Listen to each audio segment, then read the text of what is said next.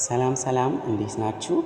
ዛሬ በአይምሮዬ ላይ አንድ ሀሳብ መጣና በጣም ያን ሀሳብ ሳንሰላስለው እግዚአብሔርን አመሰገንኩት። ምን መሰላችሁ? ብዙ ጊዜ በህይወታችን ላይ አንዳንድ ነገሮች ማለት ተሳካ ሆነ ስንላቸው ፌል ሲያደርጉ እናዝናለን እና በጣም በቃ እግዚአብሔር ስለማይፈልገን ነው ወይ ደግሞ በቃ እኛ ጋር ስለሌለ ነው ምናምን ብለን እናስብ ይሆናል። ወይም ደግሞ በቃ የሆነ ነገር በቃ መጥፎ ሀሳቦችን እናስብ ይሆናል። ግን ነገሩ ተቃራኒ ነው።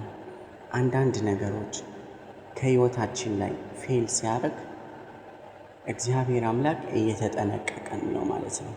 ምናልባት ያ ነገር ቢመጣ ወይ ብናገኘው መጥፊያችን ሊሆን ይችላል፣ መሞቻችን ሊሆን ይችላል፣ ወይ ደግሞ ማብቂያችንም ሊሆን ይችላል ማለት ነው። እና ለሚወደው ሰው እግዚአብሔር ይጠነቀቃል ማለት ነው። ለምን ያማረ ሁሉ መልካም ነው ማለት አይደለም። ጽጌረዳን እንደ ትምህርት አድርገን መውሰድ እንችላለን። ጽጌረዳ ምንድነው? በውስጡስ ምንድነው ያለው የሚለውን መመልከት እንችላለን። ያማረ ሁሉ ለዓይናችን ነው የሚያምረው እንጂ ውስጡ ጠለቅ ብለን ስናየው ምን እንዳለው ምን እንደያዘ ልናውቅ አንችልም።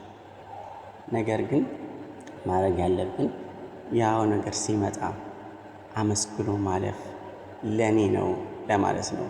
ሲመስላችሁ እግዚአብሔር የእናንተን ውድቀት የሚፈልግ ይመስላችኋል? ወይ እግዚአብሔር የእናንተን በታችነት አይደለም፣ ለመልካም ስለሆነ ነው። ዛሬ ትንሿ ነገር ፌል ካደረገች ነገ ትልቅ ነገር ይዛ ነው የምትመጣው ማለት ነው። ምንድነው የሚፈልገው? ትዕግስት። ትዕግስት አስፈላጊ ነገር ነው። ትዕግስት የመንገድ ድልድይ ነው። እኔ ያሰላሰልኩት ይሄን ነው። በጣም ትዕግስት ማድረግ አለብን።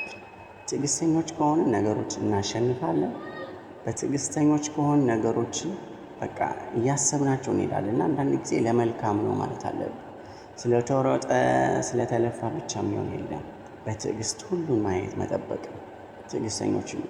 ይልቅንስ በሆነው ነገር ማመስገን ያለብን፣ ምክንያቱም ለእኛ ስለሆነ። ምናልባት ያ ነገር መጥቶ ብርም ቢሆን መጥቶ ምናልባት መታከሚያችሁ ቢሆንስ? ወይ ደግሞ የሆነ ነገር ሄዳችሁም ደግሞ የሆነ ሀገር ምናልባት መጥፊያችሁ ቢሆንስ? ሳትደርሱ ብትሞቱስ? የሆነ ነገር ብትሆኑ ብዙ ነገር ያህን ማሰብ አለብን። እኔ እናንተ እኛ ወይም ደግሞ ስንኖር ሌላው ነገር ቀላል ነው እና እግዚአብሔር ይመስገን ብሎ ማለፍ ነው። ሁል ጊዜ የበታችን ማየት ነው። የበታችን አይተን ነገሮችን መሻገር እንችላለን። ትዕግስት የመንገድ ድልድይ ነው።